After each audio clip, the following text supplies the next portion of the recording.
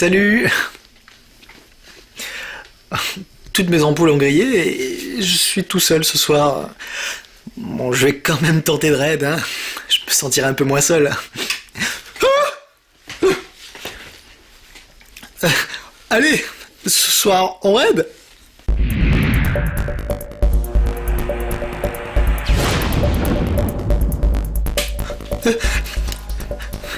Bonsoir à tous et bienvenue dans Ce Soir j'ai raid, l'émission des geeks dans le noir.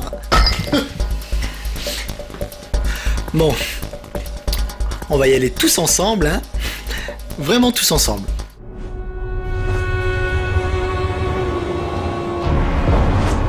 Le premier MMORPG de Trion Worlds, Rift, vient de terminer sa période de bêta.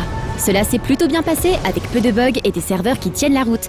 Rift sort très prochainement, donc on a notre Head Start qui commence le 24 février. Le Head Start en fait c'est une période pendant laquelle les joueurs vont jouer de manière anticipée et vont pouvoir commencer à jouer avant la sortie officielle du produit. Donc on a cette période de Head Start qui commence le 24 février et la sortie commerciale qui est le 3 mars.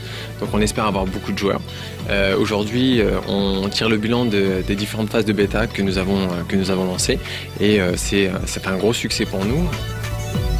Ubisoft est notre partenaire, c'est notre partenaire de distribution, donc il se charge de faire en sorte d'avoir nos boîtes en magasin.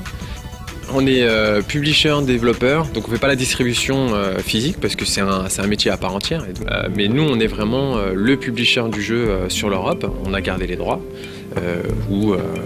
C'est un gros challenge. C'est pas juste le lancement d'un jeu, c'est aussi la création d'une nouvelle franchise, la création d'une nouvelle compagnie qui se lance dans le MMO.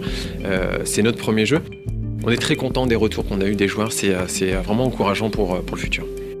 Rappelons que Rift propose aux joueurs un monde d'heroic fantasy plutôt classique, avec comme nouveauté des invasions dynamiques de la part des plans élémentaires, mais aussi un système de customisation des personnages très poussé. Rift se démarque des autres par la qualité, vraiment la qualité du produit, c'est impressionnant. Et donc du coup ça se ressent dans nos chiffres. Donc pour la sortie de contenu, donc il y aura comme Trion en fait et Worldwide Publisher, c'est-à-dire qu'on a les droits sur l'Europe, enfin, c'est notre jeu, hein, donc on édite le jeu en Europe, aux États-Unis, etc. Donc on ne va pas avoir de sortie décalée de contenu, c'est-à-dire que quand on va avoir un patch majeur aux US, on aura le même patch.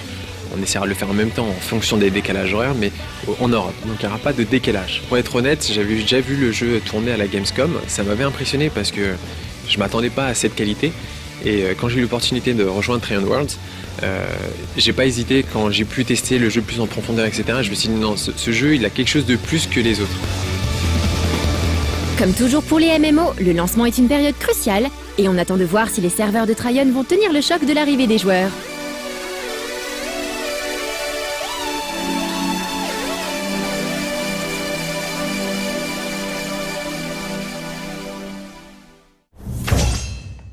Bon, eh bien, c'est tout pour cette semaine. Je vous dis à bientôt. Mais qu'est-ce que tu fous dans le noir? Hé, va remettre les plombs là. Allez.